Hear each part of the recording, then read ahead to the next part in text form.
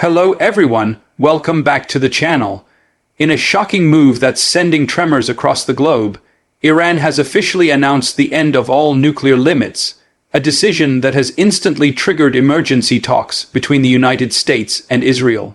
This single announcement could mark the most dangerous turning point in the Middle East in years. Behind closed doors in Washington and Tel Aviv, top U.S. and Israeli defense officials are scrambling to coordinate a joint response. Intelligence reports suggest Iran's nuclear program is now operating without restriction, enrichment levels have reached new highs, and inspectors are being denied access to critical sites. For Israel, this isn't just a diplomatic issue, it's an existential threat. For the U.S., it's a political and military nightmare, and for the world, it's the closest step yet toward an unstoppable regional war.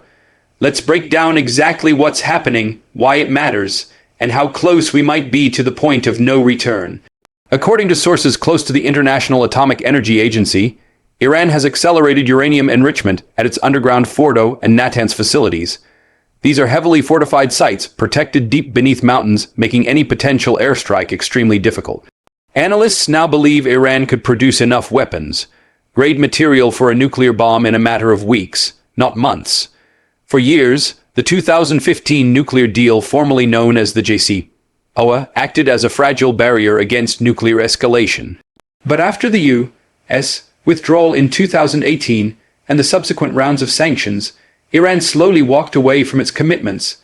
Now that restraint is gone, Israeli officials are calling this moment a red line. Prime Minister Benjamin Netanyahu, who reportedly held an emergency security meeting late last night with top IDF generals, Mossad leadership, and U.S. liaisons, the message: Israel cannot and will not allow Iran to reach nuclear weapon capability. Behind the scenes, the U.S. is walking a tightrope. President Biden's administration faces growing pressure from Congress and allies to respond decisively. Some Pentagon officials advocate for cyber operations to delay Iran's progress, while others warn that any direct strike could ignite a region-wide conflict. Meanwhile, Tehran's message is clear: they see the U.S. and Israel as aggressors. Iranian state media announced that the country's nuclear program will now proceed without political interference, and at any level necessary for national defense. The IRG has also begun new drills simulating attacks on foreign military bases, believed to represent U.S. installations in the Persian Gulf. The response from Israel was swift. Satellite imagery shows increased activity at Israeli Air Force bases in the Negev Desert. Reports suggest F-35 fighter jets and mid-air refueling tankers are being repositioned, a move that experts interpret as preparation for a potential long-range strike. But there's a chilling reality here.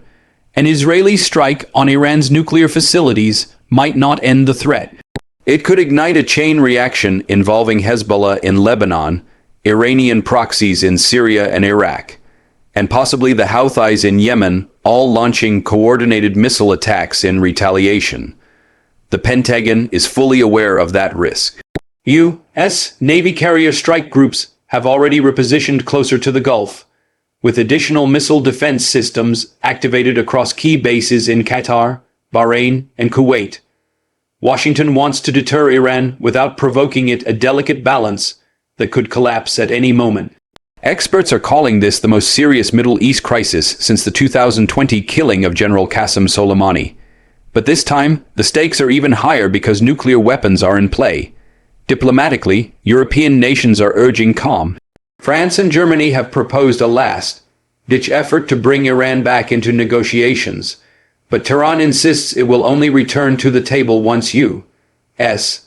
sanctions are fully lifted, a demand Washington is unwilling to meet. Inside Iran, the government is presenting this as a moment of defiance and national pride. State television has shown footage of scientists working inside enrichment labs, while crowds in Tehran chant slogans against Western interference. But behind the propaganda, even some Iranian insiders fear what comes next.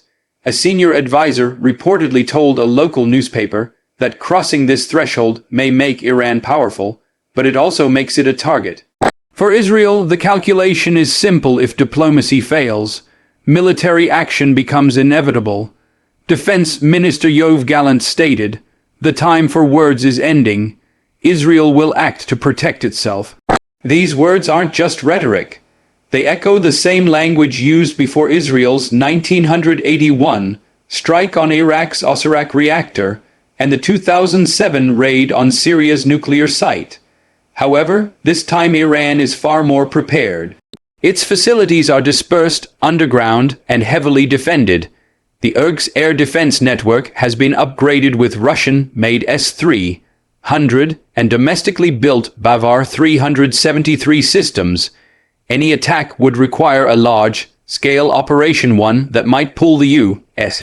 directly into the conflict. The White House has tried to de-escalate publicly, but the tone has shifted. National Security Advisor Jake Sullivan stated, "The United States will not allow Iran to obtain a nuclear weapon, period." That statement mirrors Israel's long-standing position and signals that Washington and Tel Aviv are aligning more closely than ever.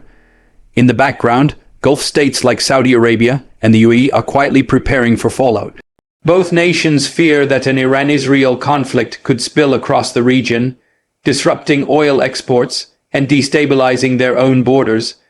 Energy prices have already started to climb as traders brace for possible disruptions in the Strait of Hormuz. The global implications are enormous.